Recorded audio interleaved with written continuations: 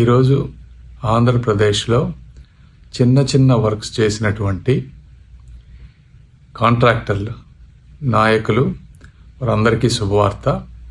2019లో జాతీయ ఉపాధి హామీ పనుల కింద అంటే నరేగా పనుల కింద దాదాపుగా ఒక 250 నుంచి 300 కోట్ల రూపాయల వర్క్ చేసినటువంటి కాంట్రాక్టర్లని జగన్మోహన్ రెడ్డి గారి ప్రభుత్వం వచ్చిన తర్వాత వర్కులు చేయలేదు అని చెప్పి ఒక కక్ష సాధింపుతో ఆ వర్కులన్నింటినీ క్లోజ్ చేశారు.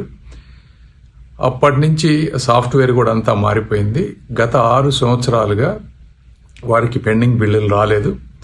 అయితే కూటమి ప్రభుత్వం వచ్చిన తర్వాత మళ్ళీ ఆ పాత సాఫ్ట్వేర్ అంతా తీసుకొచ్చి సెంట్రల్ గవర్నమెంట్లో ఉన్నటువంటి రూరల్ డెవలప్మెంట్ అధికారులు, స్టేట్ గవర్నమెంట్ అధికారులు కోఆర్డినేట్ చేసుకొని ఆ వర్క్స్ అన్నీ ఈరోజు రీఓపెన్ చేశాం.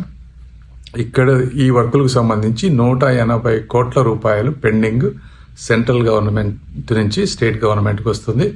స్టేట్ గవర్నమెంట్ కొంత మ్యాచ్ చేసి ఈ పెండింగ్ బిల్లులన్నీ కూడా వితిన్ 30 డేస్లో కాంట్రాక్టర్లందరికీ వెళ్లే విధంగా ఈ రోజున నిర్ణయం తీసుకున్నారు మా రూరల్ డెవలప్మెంట్ నుంచి.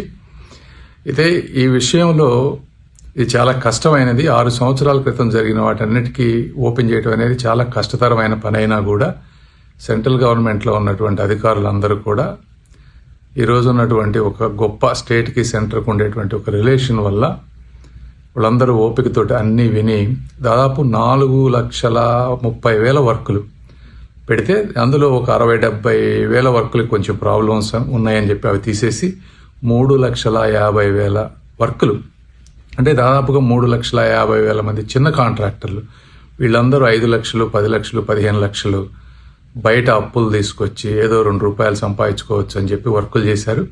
ఒక కక్ష సాధింపు ధోరణితోటి 6 సంవత్సరాలు వాళ్ళని ఇబ్బంది చేశారు. అయితే ఈ విధంగా నేను ఒకటే చెప్పదలుచుకున్నాను, ఎప్పుడు కక్ష సాధింపుతో జగన్మోహన్ రెడ్డి గారు ఎవరైనా కూడా ఏమీ సాధించలేరు. ధర్మం అనేది అంతిమంగా విజయం సాధిస్తుంది. ఎవరైతే వర్కులు చేశారో వాళ్ళందరికీ ఈ రోజున కూటమి ప్రభుత్వం డబ్బులు ఇచ్చేటువంటి పరిస్థితి. దీనివల్ల మీరు సాధించింది ఏమీ లేదు. కేవలం చరిత్రలో ఈ విధంగా కక్ష సాధింపు వ్యక్తిలాగా కూటమి ప్రభుత్వం వచ్చిన తర్వాత మేము కూడా జగన్మోహన్ రెడ్డి గారి ప్రభుత్వంలో చేసిన ప్రతి వర్క్కి అన్ని బిల్లులు పే చేసాం ప్రయారిటీ బేసిస్ మీద. ముందెవరు చేస్తే వాళ్ళకి ఎటువంటి కక్ష సాధింపు జరగలేదని కూడా మీ అందరికీ తెలియజేస్తా ఉన్నాం. ఏదేమైనప్పటికీ ఈ కార్యక్రమాన్ని కోఆర్డినేట్ చేసినటువంటి పవన్ కళ్యాణ్ గారు, వాళ్ళ అధికారులు, మా డిపార్ట్మెంట్ అధికారులు, అదేవిధంగా చాలామంది మా ఎంపీలు కూడా దీని గురించి కన్సర్న్ చూపించి ఫాలో అప్ చేశారు. మా ముఖ్యమంత్రి గారు నారా లోకేష్ గారు పదే వీరి గురించి ఫాలో అప్ చేశారు. ఏదేమైనప్పటికీ ఈ రోజున 180 కోట్లు సెంట్రల్ నుంచి పెండింగ్ బిల్లులన్నీ కూడా క్లియర్ అవడం అనేది చాలా ఆనందంగా ఉంది. ఈ విధంగా అందరికీ కూడా మరొకసారి ఈ కార్యక్రమంలో సహకరించినటువంటి అందరికీ కూడా మరొకసారి ధన్యవాదాలు తెలుపుతా ఉన్నాను. Thank you.